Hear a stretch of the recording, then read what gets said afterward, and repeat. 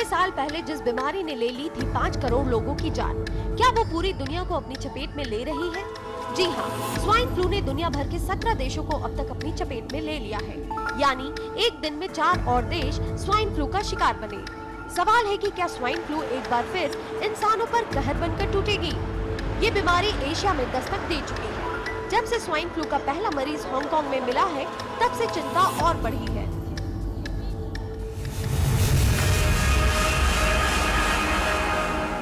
Hong Kong और चीन में इस समय दहशत का माहौल है।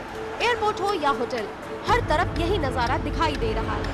हांगकांग में जैसे ही एक शख्स को स्वाइन फ्लू होने का पता चला, तत्काल उसे होटल के 300 कर्मचारियों के साथ अलग थलग कर दिया गया है। अब अगले 7 दिनों तक उसे ऑब्जर्वेशन में रखा जाएगा। हांगकांग में पहले मरीज की पहचान होते ही ताइवान के भी कान खड़े हो गए हैं। ताइवान और हांगकांग के बीच हर रोज 20 फ्लाइट उड़ती है। डर की वजह ये भी है कि ताइवान के जिस आदमी को स्वाइन फ्लू हुआ है, उसके साथ 24 लोग और सवार थे। 希望經濟唔會受到影響，因為我係今年嘅大學生嘅畢業生，所以希望如果經濟唔受影響嘅話，對於運工方面都。एशिया में स्वाइन फ्लू का दूसरा मरीज मिला है दक्षिण कोरिया में। मेक्सिको से लौटे 51 साल की एक नन को स्वाइन फ्लू पॉजिटिव पाया गया है। इंसान से इंसान में फैलने की खौफ की दूसरी खबर आई जर्मनी से। यहाँ के बावेरिया प्रांत में एक नर्स को भी इस बीमारी ने जकड़ लिया है, जबकि वो कभी मेक्सिको नहीं गई। स्वाइन फ्लू ने अगर मेक्सिको के बाद किसी को डराया है, तो वो है उसका पड़ोसी देश अमेरिका। यहाँ इस बीमारी से एक बच्चे की मौत तक हो चुकी है। दुनिया के बाकी देशों की बात करें तो हर कोने पर स्वाइन फ्लू फैला नजर आता है।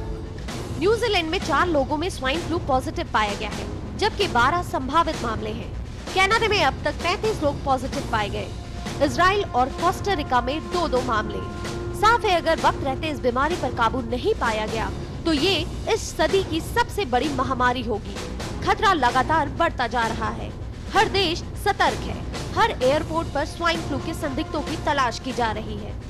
लंदन से संजय सूरी के साथ न्यूयॉर्क से इंद्रा कानन, IBN 7।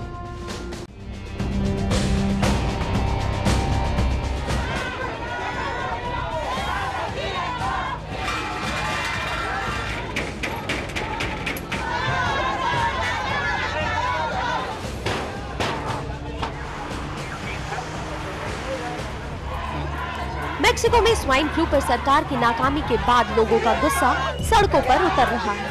16 लोगों की जान लेने के बाद स्वाइन फ्लू 400 नए लोगों को अपना शिकार बना चुका है।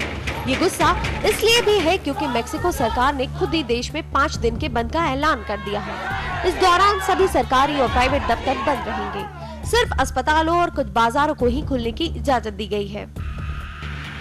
Y como ya en un momento dado, inferido de otros datos, por ejemplo del estudio de nutrición que nos podría platicar el doctor Ruiz Palacios, el índice de letalidad que en algún momento se los compartí fue de 1.2%. Swine flu का खौफ Mexico की सड़कों पर भी साफ देखा जा सकता है। आमतौर पर भीड़ से भरी रहने वाली सड़कों पर सन्नाटा छाया है। सरकार ने लोगों के एक साथ इकट्ठा होने पर भी रोक लगा दी है। उन्हें ये भी निर्देश दिया है कि वो घर के भीतर ही रहें। हालांकि मेक्सिको की जनता सरकार के इस कदम को गैर जरूरी मान रही है। Pero ahorita con esto pues ya no me la llevo, pero se me hace más tranquilo dejarlos aquí que están más seguros que traerlos en la calle ya con lo de la। Mexico सरकार को इस बात का डर सबसे ज्यादा है कि अब इंसानों से स्वाइन फ्लू फैलने के मामले भी सामने आ रहे हैं। हालांकि इस बीमारी पर मेक्सिको सरकार सबसे ज्यादा सतर्कता बरत रही है। मेक्सिको में स्वाइन फ्लू ने तबाही मचा दी है। मौत का ये तांडव है कि रुकने का नाम नहीं ले रहा। अस्पतालों में दिन प्रतिदिन मरीजों की तादाद बढ़ती जा रही है, लेकिन अधिकारियों का दावा है कि वो जल्द ही इस पर काबू पा लेंगे। इस समय मेक्सिको में एंटीवायरल डोज और मास्क की भारी कमी है, जिससे निपटने के लिए अमेरिका ने करीब 4 लाख एंटीवायरल डोज मेक्सिको भेजने का ऐलान किया है। पूरे मेक्सिको में भारतीयों की तादाद सबसे ज्यादा मेक्सिको सिटी में है। स्वाइन फ्लू के चलते सभी की कोशिश यही है कि वो जल्द ही भारत लौट जाएं। गीता शर्मा, कैनकून, मेक्सिको, IBN 7 के लिए।